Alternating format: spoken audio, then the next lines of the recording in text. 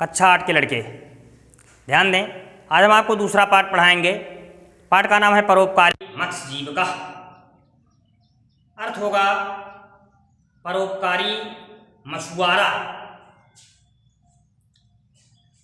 पहला पाठ हम आपको पढ़ा दिए हैं, उसका अर्थ भी बता दिए हैं, शब्दार्थ भी भेज दिया गया है, उसकी एक्सरसाइज भी भेज दी गई है।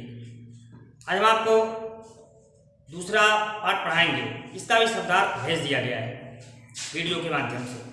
पाठ का नाम है बच्चों परोपकारी मत्स्य जीविका, परोपकारी मछुआरा।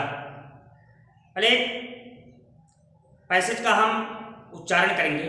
एकः मत्स्य जीवकः आसीत् तस्य नाम आसीत् गोविन्दः सः यति निर्धनासीत् मत्स्याः गृहीत्वा सः स्वभार्या सहितं जीवनं यापयति स्म।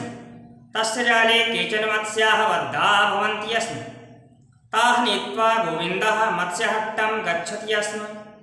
मत्स्याः विपणित्वा सः पणान् प्राप्य किञ्चित् खाद्यपदार्थं गृहीत्वा गृहं प्रत्यागच्छत्। अर्थ समझिए। एकः मत्स्य जीविकः आसीत्, एक मछुआरा था। एकः माने एक, मत्स्य जीविका माने मछुआरा, आसीत् माने था। तस्य नाम, उसका नाम, आसीत् आसीत् माने था, गोविंदा माने गोविंद, उसका नाम गोविंद था। सह ओह अत्यधिक निर्धनासीत्, गरीब था।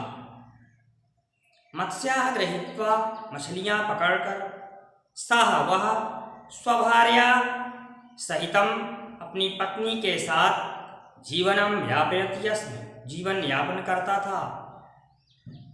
तस्य जाले, उसके जाल में केचन मत्स्या, कुछ मछलियां बद्धाः भवन्ति स्म, बंधी हुई थी। ताः नीत्वा, उनको लेकर, ताः किसके लिए है? मछलियों के लिए। गोविंदः गोविंद मत्स्य हट्टम, मछली बाजार गच्छति स्म, जाता था। मत्स्याः विपणित्वा, मछलियों को बेचकर या मछलियों का व्यापार करके, सह ओह पणान प्राप्य, रुपयों को लेकर, किंचित खाद्य पदार्थम गृहीत्वा, कुछ खाने की वस्तु को लेकर गृहम प्रत्यागच्छत, घर वापस आता था। फिर से इस पैराग्राफ का एक बार अर्थ। एकः मत्स्य जीविकः आसीत्, एक मछुआरा था। तस्य नाम आसीत् गोविंदः, उसका नाम गोविंद था। सह ओह अति निर्धनासीत्, अत्यधिक गरीब था। मत्स्याः गृहीत्वा, मछलियां पकड़कर, सह वह, कौन? गोविंद, स्वभार्या सहितम, अपनी पत्नी के साथ, जीवनम यापयति स्म, जीवन बिताता था। तस्य जाले, उसके जाल में, केचन मत्स्याः बद्धाः भवन्ति स्म, केचन माने कुछ, मत्स्या माने मछलियां, बद्धाः भवन्ति स्म, बंधी हुई थी। ताः नीत्वा, उन मछलियों को लेकर, गोविंदः गोविंद मत्स्य हट्टम, मछली बाजार गच्छति स्म, जाता था। मत्स्याः विपणित्वा, मछलियां बेचकर, सह माने पणान प्राप्य, रुपयों को लेकर, किंचित खाद्य पदार्थम गृहीत्वा, कुछ खाने की वस्तु को लेकर, गृहम प्रत्यागच्छत, घर वापस जाता था। एकदा, एक दिन, सह ओह नद्याः तटे आसीत्, नदी के किनारे था। सूर्योदयात् कालात् सूर्यास्तः अभवत्, सुबह से शाम हो गई। परम लेकिन कोपि मत्स्या, कोई भी मछली, तस्य जालबद्धम न हुवत्, उसके जाल में नहीं बंधी या उसके जाल में नहीं फंसी। सह निरासमानः अधोमुखी भूयः, वो निराश होकर अधोमुखी भूयः, मुंह लटकाकर, चिंतयामास, सोचने लगा। सहसा अचानक एका तस्य जाले बद्धा हुवत्, एक मछली तस्य जाले, उसके जाल में बद्धा हुवत्, फंस गई या बंध गई। गोविंदः गोविंद झटित शीघ्र ही स्वजालम अकसत, अपनी जाल को खींच लिया।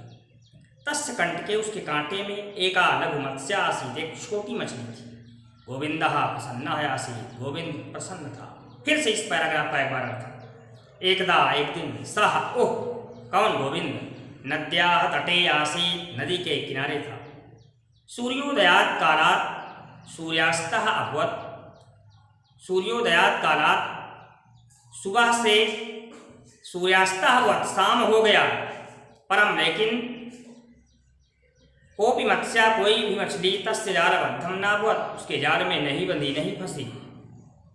सह निरासमानः अधोमुखी भूयः, वो निराश होकर और मुंह लटकाकर, चिंतयामास, सोचने लगा। सहसा अचानक एका एक मछली के लिए एका का प्रयोग किया गया है। तस्य जाले अबद्धा अभवत् उसके जाल में बंध गई या फंस गई। गोविंदः गोविंद झटिति शीघ्र ही स्वजालम अक्षत अपनी जाल को खींच लिया। तस्य कंटके उसके कांटे में एका लघु मत्स्य आसीत एक छोटी मछली थी। गोविंदः प्रसन्नः आसीत गोविंद प्रसन्न था। 2 पैराग्राफ बचा है, इसको हम अगले टर्न पर पढ़ाएंगे। और नकल आप लोग प्रतिदिन 1 पेज लिखिए, तीनों विषय में, हिंदी, अंग्रेजी और संस्कृत, बस।